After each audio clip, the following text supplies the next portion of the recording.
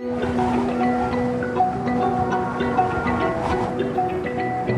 live in a world of relentless change. Huge migrations of people to new megacities, filling soaring skyscrapers and vast slums.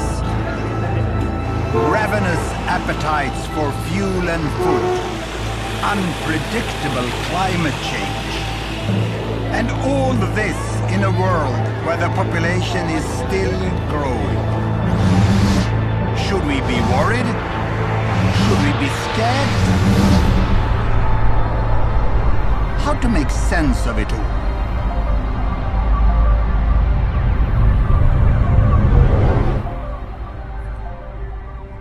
7 billion people now live on this planet of ours. Isn't it beautiful? But when some people think about the world and its future, they panic. Others prefer not to think about it at all. But tonight, I'm going to show you how things really are. My name is Hans Rosling. I'm a statistician at... No, don't switch off! Because with the latest data from all countries, I'm going to show you the world in a new way. I'm going to tell you how world population is changing and what today's data tell us about how the future of the world will be. We undeniably face huge challenges. But the good news is that the future may not be quite as gloomy and that mankind already is doing better than many of you think.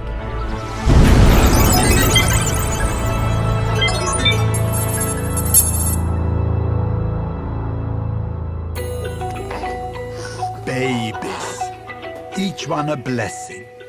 But many people think population growth is out of control.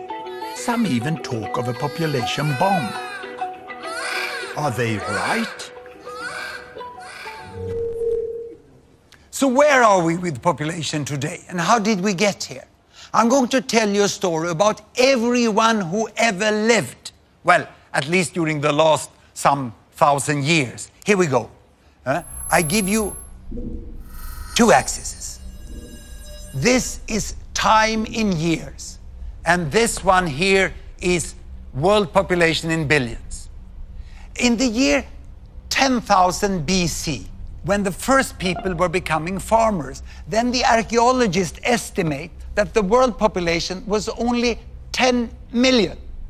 Imagine 10 million, that's like Sweden today. A world of only Swedes. But then, as the millennia passed by, more farmers, food and people, and great empires could emerge. Egypt, China, India, and finally Europe. And population continued to grow, but very slowly. And I stop here at the year 1800, because 1800, that's when world population became 1 billion. Imagine all that time, the population growth was just with a tiny fraction of a % through thousands of years. But here, 1800, with the Industrial Revolution, everything changed and population started to grow faster. In little more than 100 years, it reached 2 billion. And then, you know, when I was at school, it was 3 billion. And many people said, the planet cannot support more people. Even experts said that. But what happens was this, you know, we became 4 billion, 5 billion, 6 billion, 7 billion. Imagine, more than half of the world population have been added during my lifetime. And the number is still rising. Most of the population growth in recent years has been in Asian countries, like here in Bangladesh, where the population has tripled during my lifetime, from 50 to more than 150 million. It's now one of the most densely populated countries in the world. Some 15 million already live in the very crowded capital, Dhaka. People here, whether in the city or the countryside, are intensely concerned about the size of families. But a new Bangladesh is emerging. Like the Khan family, Mum Taslima, daughters Tanjina and little Sadia, and Dad Hanan. মহিলাদের সাজার জন্য বহুত time লাগে, পুরুষদের তো এত time লাগে না। হইছে তো রে বাবা, এই যে আবার হাত দিয়ে মুছে লাইলে আর দিলে কিলা হইল। Both Taslima and Hanan come from large families themselves, but they've decided to have just 2 children. বাংলাদেশে এখন একটা স্লোগান আছে যেটা সবার ঘরে ঘরে জানে যে 2টি সন্তানের বেশি নয়, একটি হলে ভালো হয়। আমার ভাগ্য ভালো যে আমার যে 2টা সন্তান, অনেক সন্তান হইলে তো তাদের খরচ দিতে পারতাম। 2টা সন্তান যে মনের মতন তো তাদের যেটা চাওয়ার এটা পূরণ করতে পারতেছি। তোমার আর কি? আমার পকেট খালি হয়ে গেছে। Taslima and Hanan are part of a cultural shift away from big families. And for Taslima, it's also become a job. She works for the government family planning service, which employs women like her in every village. She goes door to door to try to help others to have smaller families too.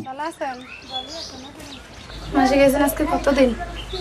এইদিকে 22 তারিখে। তারপর আর কোনো পদ্ধতি নেন নাই? তাহলে সমস্যা হবে না? আমার বাচ্চা কোন জায়গায় যাবে? আমার তো মনে হয় না, হয়তো অনেক দেরিতে বাচ্চা, এই যে বিয়ে। তারপরও আপনি এখন তো 2টা বাচ্চা হয়ে গেছে। আমি তো গেলাম না, এবারে সবার লেগে যাই না। আবার আমি Taslima offers advice, moral support, and most importantly, a range of contraceptives. এগুলো কন্ডম। আপনি তো 3টা মেয়ে, এখন আর বাচ্চা নিবেন?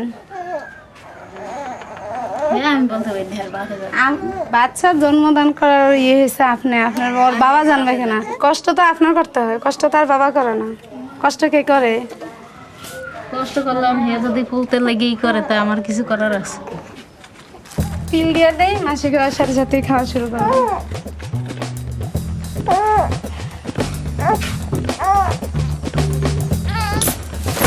যে অনেক যারা একটু কম শিক্ষিত এরা বুঝতে চায় না, বুঝাতে হয়, অনেক সময় লাগে এই আর কি। So how successful has Taslima and Bangladesh been in reducing fertility rate? That is, number of babies born per woman. In Sweden, we set up Gapminder Foundation to make the world's data available in a way that everyone can understand. So I can show you the situation in Bangladesh and what has happened. Here, a horizontal axis, babies per woman, all the way from 1 to 2 to 7 to 8.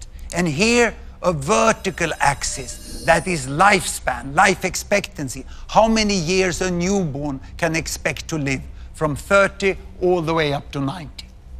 Now, we start in 1972, a very important year for Bangladesh, the first full year of independence.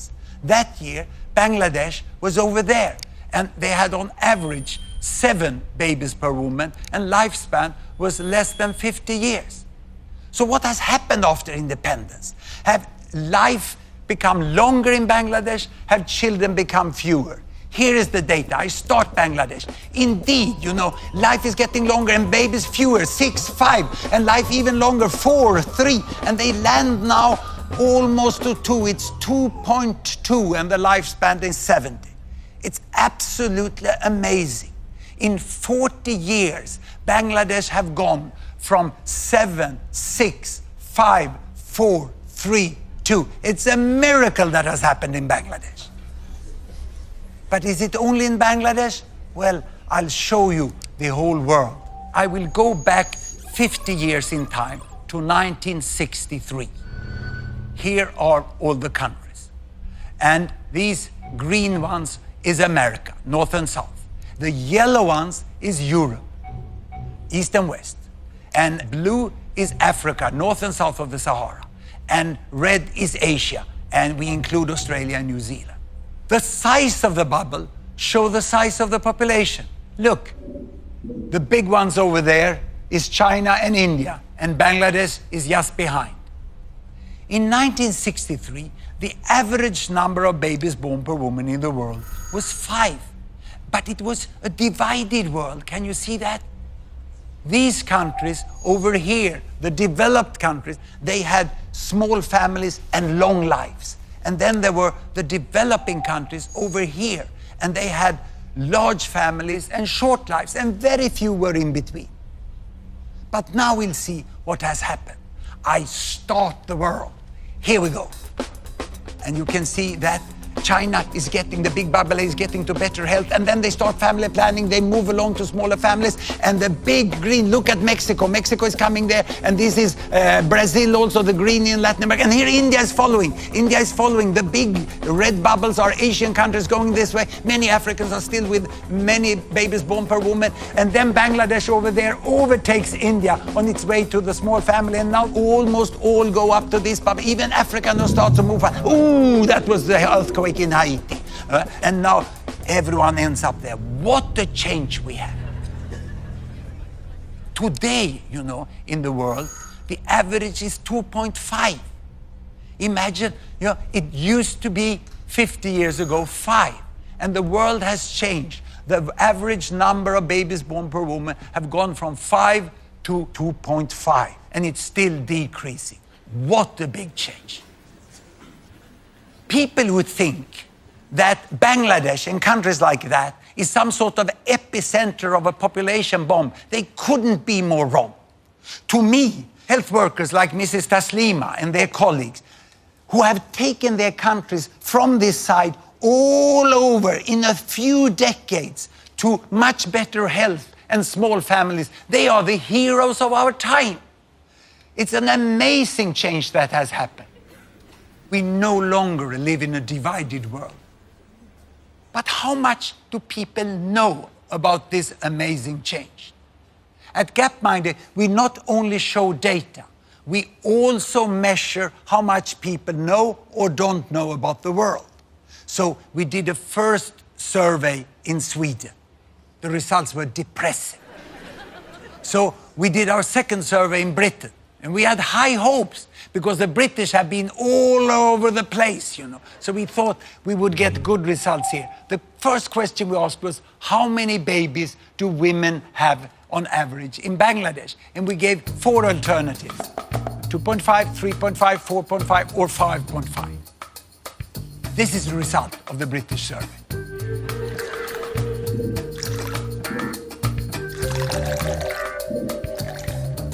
But you know the right answer. It's 2.5. Only 12% of the British got it right. So we thought that perhaps it was those with low education who dragged down the result. So we segmented those who had been to the fine British universities and had a university degree. And here they are. This is the result.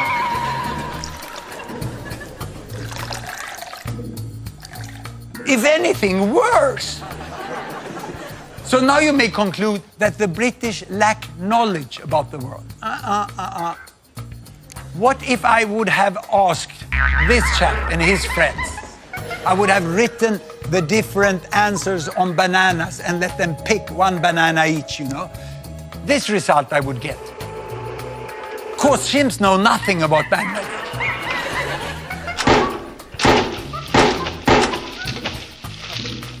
But by pure random, they will pick twice as many correct answers as the British.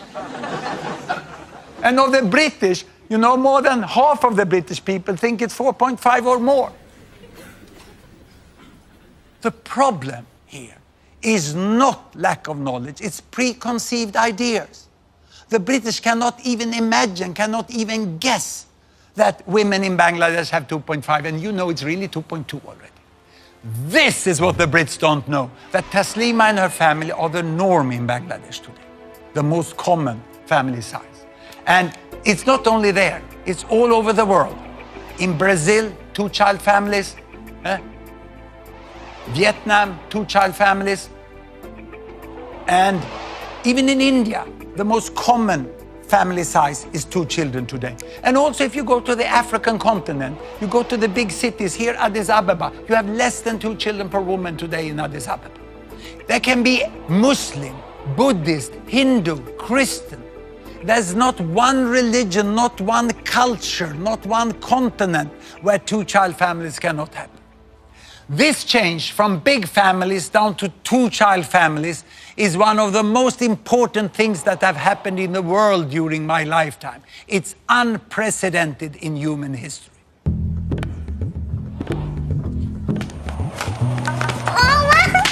Here we are, back in Bangladesh.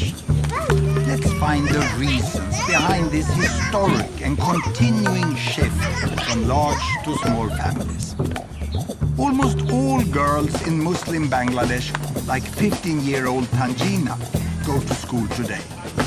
The government now even pays families money to keep their daughters on at secondary level. At Tanjina school, boys are now outnumbered by girls.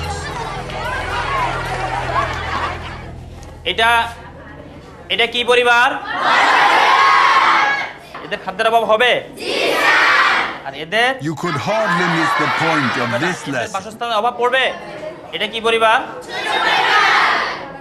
এদের কি সমস্যা হবে? Education is effective, and there are also new opportunities for Bangladeshi women. Despite continuing inequalities, there are more jobs, and Tanjina is aiming high. আমার school যেতে খুব ভালো লাগে। আমাদের মায়েদের সময়ে তখন অনেক তাড়াতাড়ি বিয়ে হয়ে যেত, তারা লেখাপড়ার সুযোগ পেত না। কেবল আশা, আমরা এই সম্বন্ধে অনেক আশা করতে পারি যে আমরা ডাক্তার হব, ইঞ্জিনিয়ার হব। More and more young women here are seeing how different things could be for them. তোমরা 17 বছরের বয়সে কি করে বিয়ে করছো যে আমি এটা ভাবতেও পারি না। আমি তো 2 বছরের পরে এটা কিছুতেই সম্ভব না, এত তাড়াতাড়ি বিয়ে। তখন বুঝি নেই, ভুল করছি। এখন তো মানুষ ভুল করে না। তো তোমার কত বছরে তোমার চিন্তা ধরো যে বিয়ে শাদীর চিন্তা ভাবনা? 25 বছর। পড়াশোনা শেষ করে একটা চাকরি, ডাক্তার হয়ে তারপরে। ভালো বুদ্ধি আছে তোমার।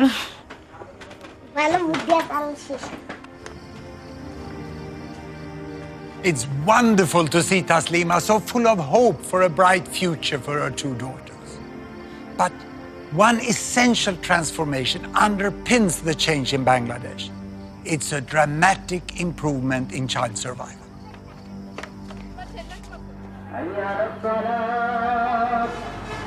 It's Ramadan, the Muslim month of fasting and reflection. At this auspicious time, Hanan is helping his parents to tend the family graveyard. 3 of Hanan's siblings died when they were very young. They are buried here. লুন্টির উসিলায় মারা গেছে, খুব কান্দাকাটি করছি, আসা গেছি, আইছি, খুব দুঃখের বিষয়। ব্যবস্থা থাকতো, ডাক্তার থাকতো, তো চিকিৎসা করলে একটু তো বাস।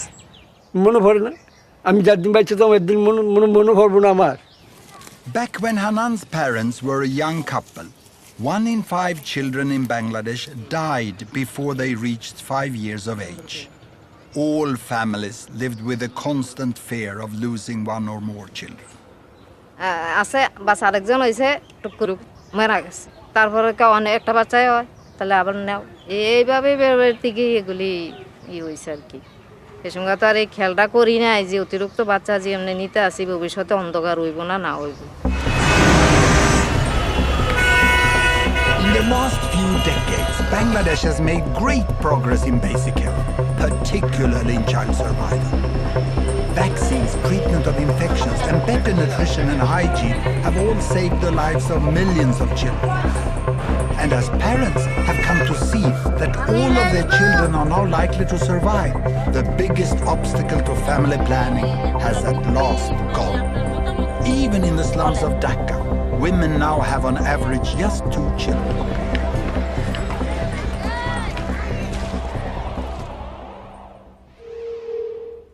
Child survival drives everything. Let's go back into history.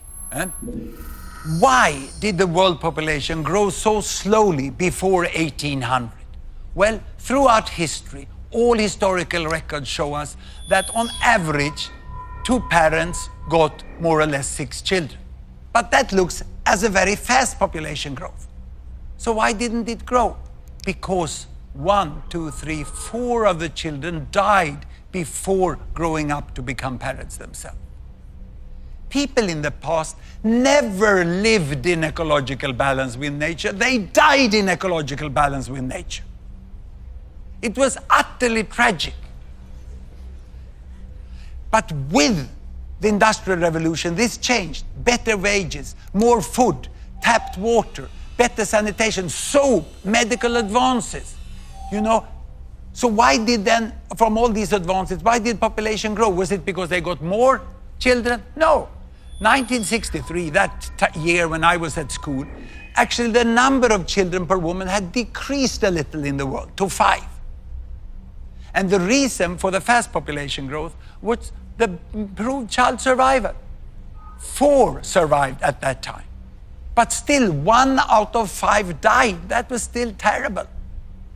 So it's only in the recent decades that most of the countries have taken big leap forwards in child survival and in family planning, so that we are now approaching the new balance. And it's a nice balance. 2 parents on average get 2 children that survive. We have families in a very happy balance. This is the most normal family situation in the world today. And what does this mean for the future here? I will show you the projection, the best projection into the future from the finest demographers we have at the Population Division of the United Nations.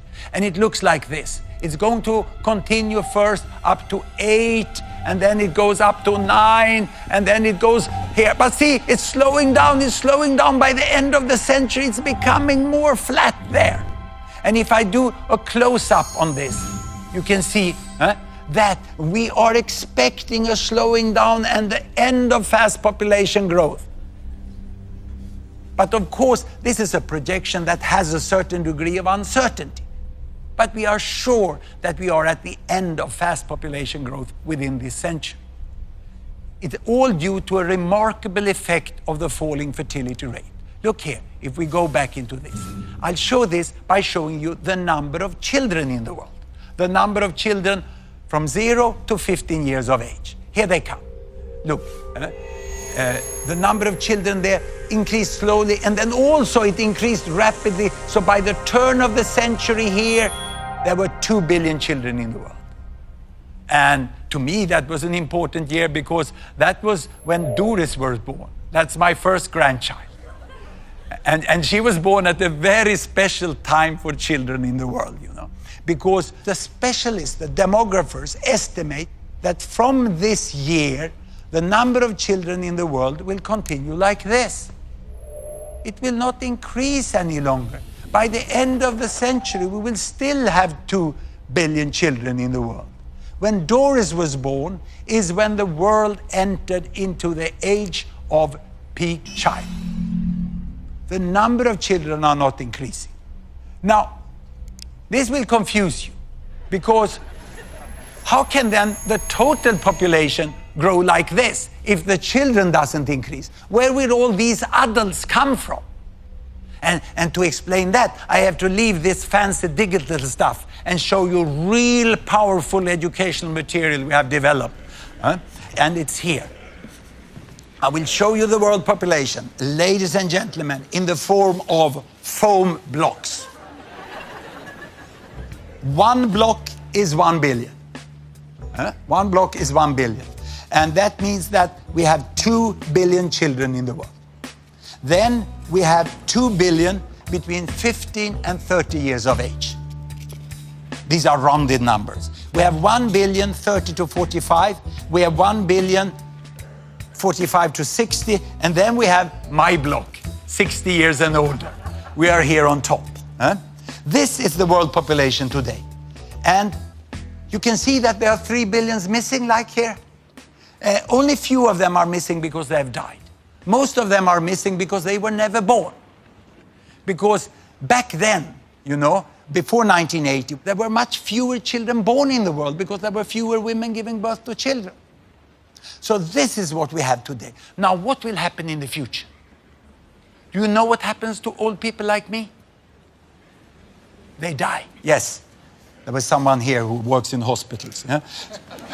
So they die. The rest, they grow 15 years older and have 2 billion children.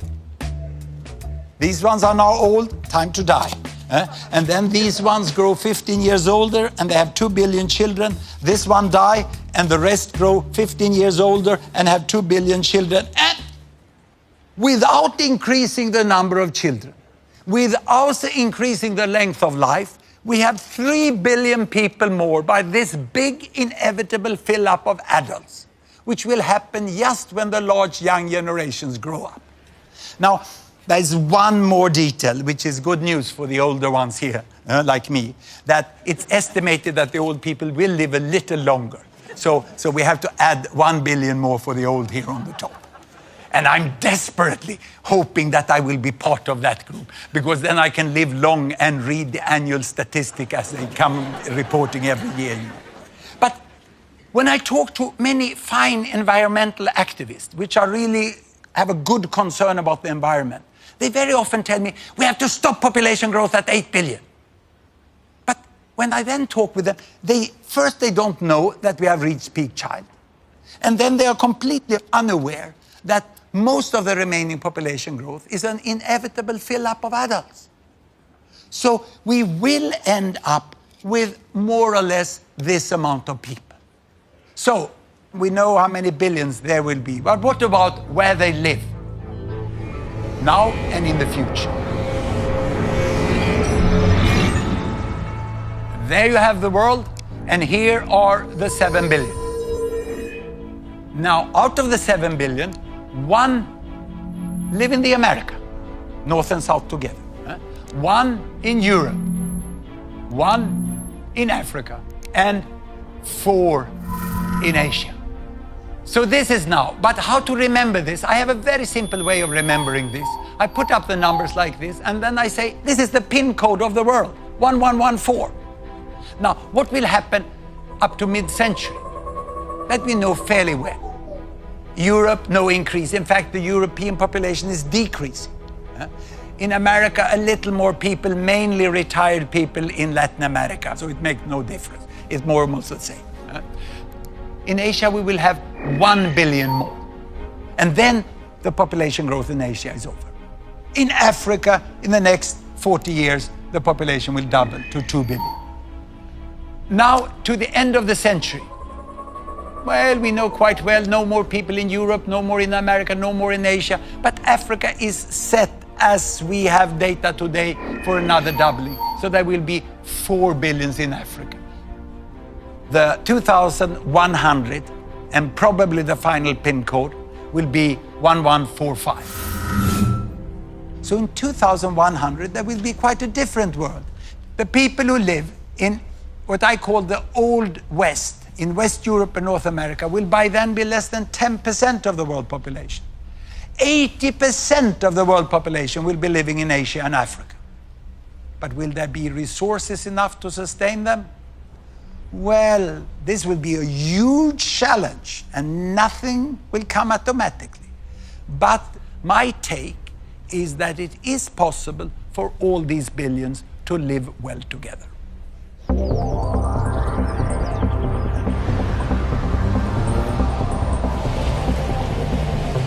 Certainly, it's easy to see the potential for a prosperous and peaceful Asia with 5 billion people. Japan, South Korea, and others are already rich. Following them on the road to wealth are larger and larger parts of China, India, Indonesia, and many other Asian countries. Even in poorer Asian countries, more and more are getting a decent life. But what about a future Africa of as much as 4 billion? Won't most of them be living in terrible poverty? I have seen extreme poverty in Africa. 30 years ago, I spent the 2 most intense years of my life working as medical doctor in one of the poorest countries, Mozambique, on the east coast of Africa. Mozambique had just become independent after a long war against the colonial power Portugal. And my job was to be one of 2 doctors, we were both foreigners, for 300,000 people. And this was the hospital. My wife was also there working as a midwife. This is the entire staff of the hospital. Those with white coats had the chance during the colonial period to get the professional training of at least 1 year. The others, many of them, couldn't even read and write. But they all worked with such dedication and motivation. But the patients came with the worst diseases of extreme poverty, and our resources were often not enough. And especially my skills as a young doctor did not meet the need of the patients. Mozambique is still today a very poor country, but things have improved immensely since I was there 30 years ago.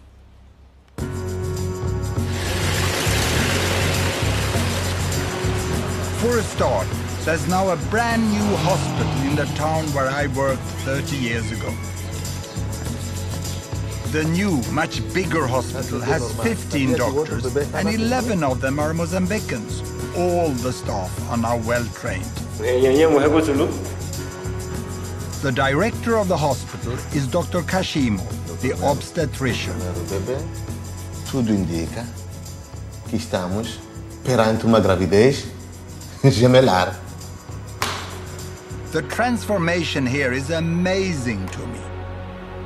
Temos o serviço de urgência, de pediatria e cirurgia e ortopedia.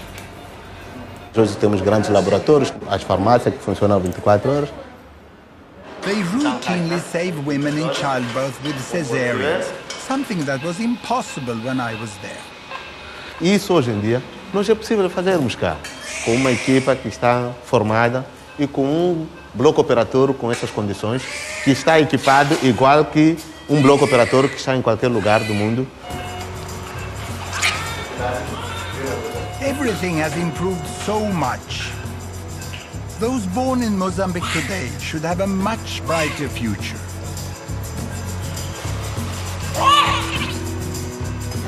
Not just because of better health, but a booming economy too, with busy ports and markets, and new industries with lots of new jobs.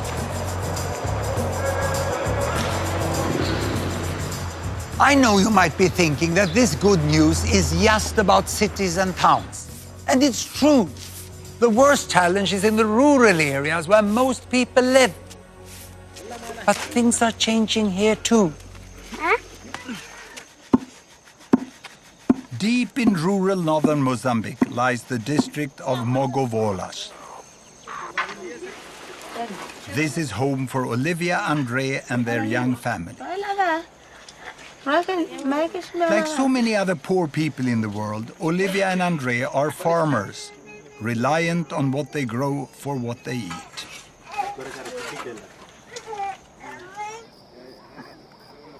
It's 4 a.m. and the day's tasks beckon. Andre heads straight to the fields. Olivia first goes to fetch water. Both have to walk miles to get anywhere. Well, okay, guys, there are really. Hey, kapanya tu water shark. Ini guys, there are inte igora pili. Inte kimpia pahiki boliga kilamwe. With no other means of transport, everything has to be carried. Olivia and Andre have 8 children. Fertility rates are still high in much of rural Africa, and it's the poorest families who have the most mouths to feed. Anything this family can spare, they'll sell. Mi kirero o sofereri masikino lima pe wakule purututu masivali wakule purututu ne nkimpanyere tu parawera permenu sikiwe he opanya mzuruku wawera kitihe kaba na akalaba. Yet economic growth is slowly trickling into the countryside. Empagela kitenka kichapele nonela ki kivandriya katharu. Now Andre has set his sights on one thing he believes will change everything. Pankerero vela kinamochela weta mahoi kanachinke. Bicycles can make a huge difference to the lives of the rural poor. They save hours every day and get so much more done. With a bicycle, they can carry much heavier loads to the market and earn more money. They can travel to find work. And if they get sick, they can reach a health clinic in time. Opora kitume chinka kino telia pe kino kala normal telia porque e chinka etoke hikale chinka etok owe tuyo etoke yo kelonke. Andre and Olivia have been putting money away for 2 years. They haven't quite enough yet. Everything now depends on the sesame seeds, which they are just harvesting. If they can get a good price, they might just make it. Andre and Olivia live in one of the poorest countries, and they live in the rural area, which is the poorest part of that country. So how many people are there in the world living like they? And how many are there that are poorer? I'm going to show you this yardstick. Very simple, poor and rich. And here I have all the 7 billions again. They are in a very simplified way lined up there from the poorest to the richest. Now, how much does the richest billion earn here in dollar per day? Well, let's look here. Ooh, it's coming up, it's coming up. Ooh, yo. I can't even reach $100 a day. Then let's look at the middle billion, who is exactly in the middle. How much do they earn? It'll come, yes, just 10. And then I go over here to the poorest billion. How much do they get? Well, just 1. This is the difference of the world today. And the economists, they draw a line which they call the line for extreme poverty, a little above $1. That's when you hardly can have enough food to feed the family. You cannot be sure that you have food all days, you know. And 1 billion is clearly below that still. And the second billion is sort of divided by that line. And then the others are above it. Now, the poorest people, they can hardly afford to buy shoes. And when they get shoes, the next thing they will save for is bicycle. This is where Andre and Olivia is. And after bicycle, you will go for the motorbike. And then after the motorbike, it's the car. And I remember when my family got the first car. It was a small gray Volkswagen. The first thing we did was to go to Norway on holiday, because Norway is so much more beautiful than Sweden. It was a fantastic trip. And now I'm in this group. I can go, like the richest billion, we can go on holiday by airplanes. Of course, there are people who are much richer than the airplane people. Some are so rich, so they're even contemplating that they should go as tourists out into space. And the difference in income from the airplane people to the very richest over there is almost as big as it is from the airplane people here, you know, all the way down to the poorest in that side. Now, the most important to remember from this yardstick is this. And I need to show you this, I need my stepladder. Sometimes you need some old, well-functioning technology also. Here.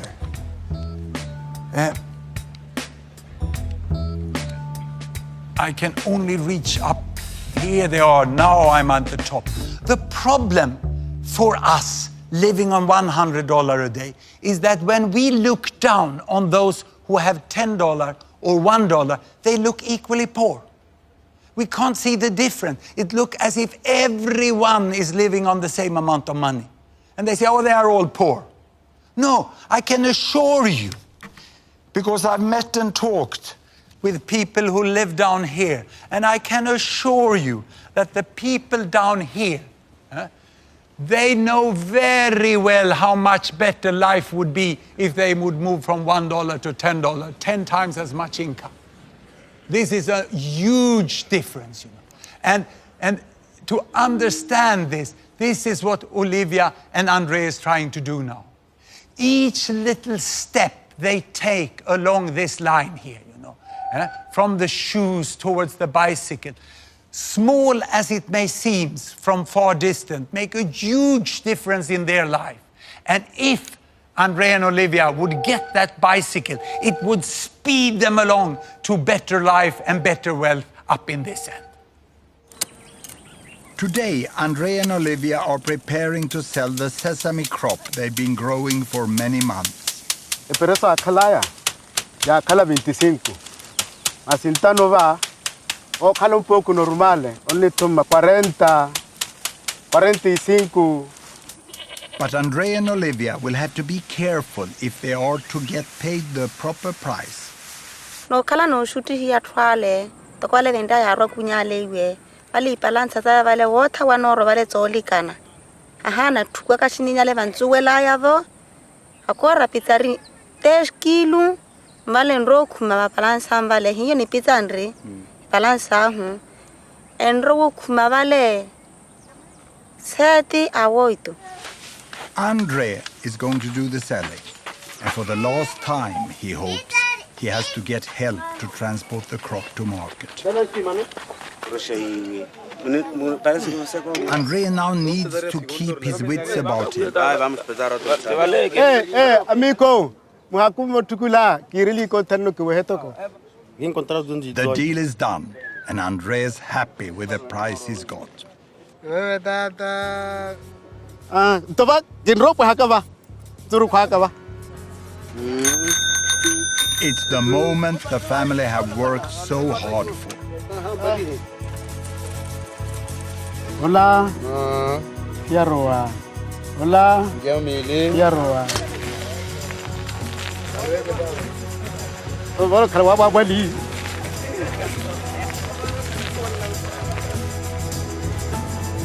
Andre's journey to market took all morning to walk. Now, in less than an hour, he can ride home.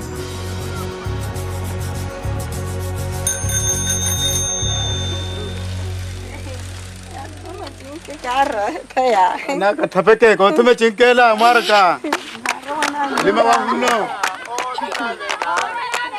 Oh tume chinka, naka tapeleke. The bicycle is put to use at once. The children fetch water with it. Andrea carries more crops to the market. And just as importantly, Olivia and Andrea can now easily reach their lessons for adults, so they can learn better maths and how to read and write. Kitukuma nyezuru kwaka, kintume mota, kapa kiraka markale, na shanaka.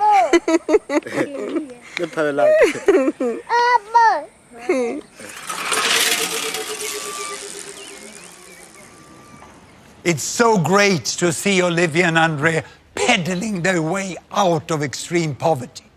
And they use the bicycle to go to literacy classes. Education is so important for the progress of people and nations. But how many know what has really happened with education in the world? Time for the Great British Ignorance Survey again. Here we go. We asked what % of adults in the world today are literate, can read and write. Can I ask the audience? How many guess 20%? Hands up. 40%? 60%? And 80%? This is the result of the British sample.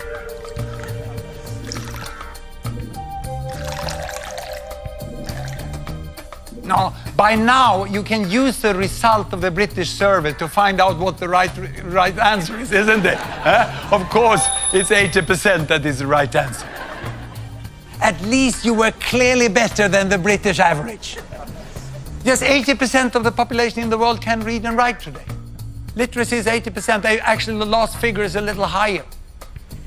So if I would have compared that with the chimps again, you know, so it's once more, you only get random results from the chimps. But you get 3 times as many correct answers than you get from the British. And now, the university people. Perhaps they know this, or even worse. What on earth are they teaching at British universities? The common view about the world is outdated with several decades. The media have missed to communicate it. But perhaps this is because the world is changing so fast. Ladies and gentlemen, I'm going to give you my all-time favorite graph. I'm going to show you the history of 200 countries during 200 years in less than 1 minute. I have an axis for income. I have an axis for lifespan.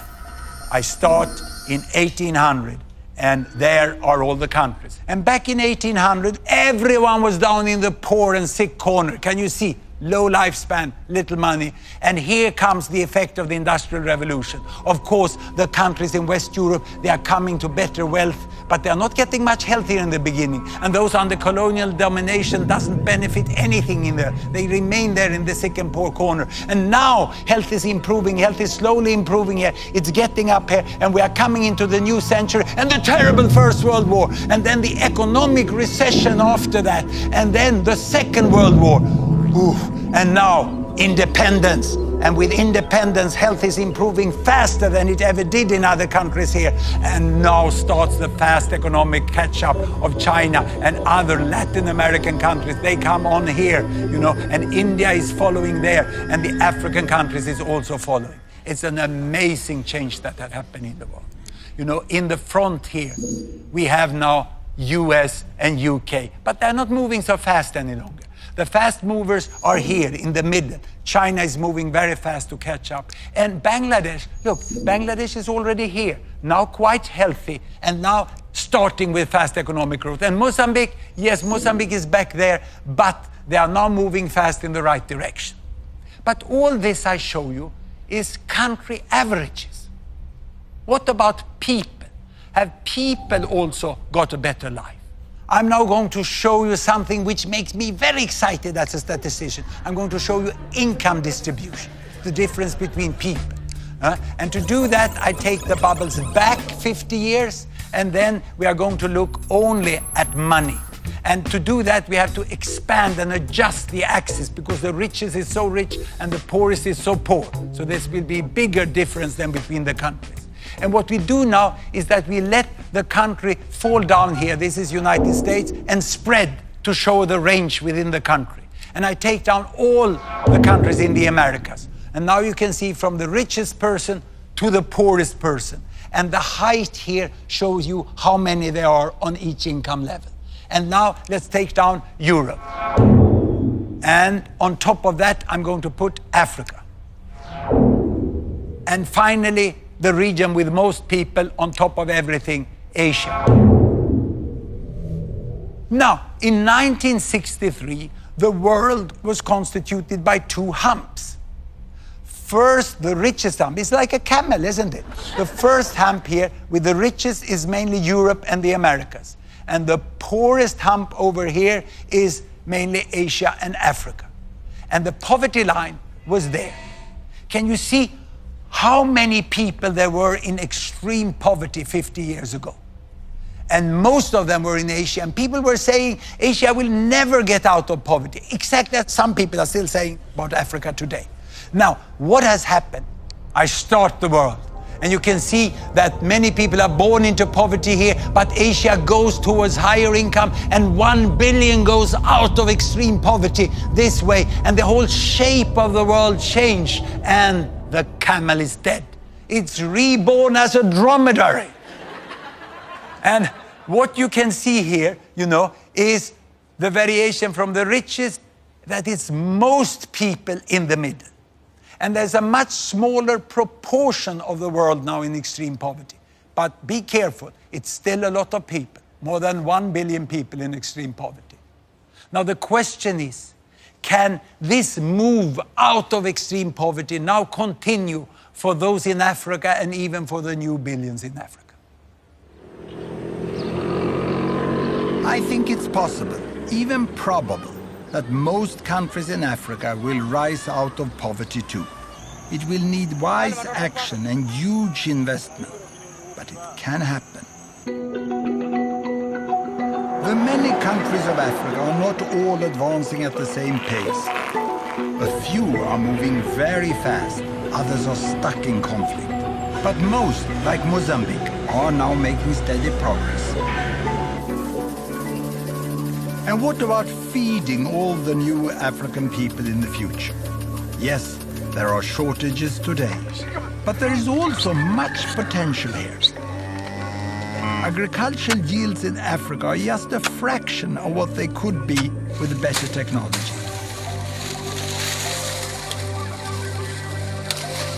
And Africa's rivers are barely tapped for irrigation.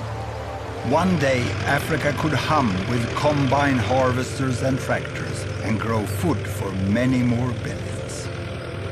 And please, don't imagine it's just me who thinks Africa can make it. The United Nations is about to set itself a new official goal, eliminating extreme poverty within 20 years. Everyone understands it's a huge challenge, but I seriously believe it's possible. Imagine if that would happen. Now, what we have seen so far is that the rich end, it moves. And the middle, it moves. But this poorest end is stuck. It's here in extreme poverty we find almost all the illiteracy. Here we find high child mortality and still many babies born per woman. It's like extreme poverty reproduces itself if you don't end it swiftly. But Andre and Olivia and people like them, they work so hard to get away from it. And if they only can get the right help from their government and from the world at large, with things like school, health, vaccines, roads, electricity, contraceptives, then they will manage. But they will mainly manage by their own hard work. Here we go, go on, follow Andrea and Olivia across the line, It is possible within some decades, yes! But getting out of poverty is just the beginning. People want to continue along this line to a good life. But what does a good life mean? For most people in the world, the good life they are striving for will mean more machines and much more use of energy. So there's a problem, because all this adds to one of the great threats for the future, severe climate change. 80% of the energy the world uses is still fossil fuels. And the science shows that the climate may change dramatically in the future because of the carbon dioxide emission from continuing to burn all these fossil fuels. I'm not the best person to tell you how bad climate change will be, nor am I a specialist on how to prevent it. What I can do is to show you data to make you understand who is the one that emits the carbon dioxide. I will show this. You remember the yardstick from the poorest billion to the richest billion, from the one who hardly can afford shoes to the one who fly with airplanes. Now, this shows the total amount of fossil fuel used in the world during 1 year. Coal, oil, and natural gas. And it represents more or less the total emission of carbon dioxide. Now, how much of that is used by the richest billion? Half of it. Now, the second richest billion? Half of what's left. Then you understand what the third use. Half of what's left. And the others use hardly anything. This is rounded numbers, but it clearly shows, that almost all the fossil fuel is used here by the 1, 2, 3 richest billions. More than 85% they use. Now, the richest billion here at least have stopped increasing, but we are yet to see whether they will decrease. And in the coming decades, it's the economic growth of these two that will increase the fossil fuel use and the carbon dioxide emission. Even if these ones over here come out of extreme poverty and get richer all the way to the motorbike, that doesn't contribute much to the emission of carbon dioxide. And regarding population growth, most of the additional billions in the next 40 years will be in this group here. But still, if you ask people in the richest end, they seem to get everything wrong. They look down on the world from their very high emission, and then they say, oh, those over there, you cannot live like us. You will destroy the planet. You see, I find the argument from the people here catching up to be much more correct than logic. They say, who are you to tell us that we can't live like you? You better change first if you want us to do it differently. There are many essentials to having a good life that billions in the world do not yet have. Andrea's village and house, and so many like them, don't even have electricity. Mozambique has huge coal reserves. And if it and the other poorest countries build affordable new power stations burning coal for electricity and industry, I don't think anyone who emits more carbon should interfere. Now, what I'm going to do is ask you 2 questions that I often ask my Swedish students. The first one is this: how many of you have not traveled by an airplane this year? Quite a few can do without flying. So the next question is, how many of you have stayed away from washing machines and you have hand washed all bed sheets, clothes and laundry during the last year? I thought so. No one. Everyone who can afford use washing machine, even the hardcore in the environmental movement. And I still remember the day when my family got the washing machine. It was the 1st of November, 1952. Grandma was invited to be the first to load the machine. She had hand washed her entire life for a family of 9. And when she loaded the machine, she sat down on a footstool and she watched the entire program during 1 hour. She was absolutely mesmerized. For my mother, it also meant a lot of more free time to do other things. She could read books for me. I think that's what made me professor. No wonder we said, thank you, steel mill, thank you, washing powder factory, thank you, electrical power station. Now, when thinking about where all this leaves us, I have just one little humble advice to you. Beside everything else, look at the data. Look at the facts about the world, and you will see where we are today and how we can move forwards with all these billions on our wonderful planet. The challenge of extreme poverty have been greatly reduced, and it's for the first time in history within our power to end it for good. The challenge of population growth is in fact already being solved. The number of children have stopped growing. And for the challenge of climate change, we can still avoid the worst. But that requires that the richest, as soon as possible, find a way to set their use of resources and energy at a level that step by step can be shared by 10 billions or 11 billions by the end of this century. I've never called myself an optimist, but I do say I'm a possibilist. And I also say the world is much better than many of you think. Thank you very much.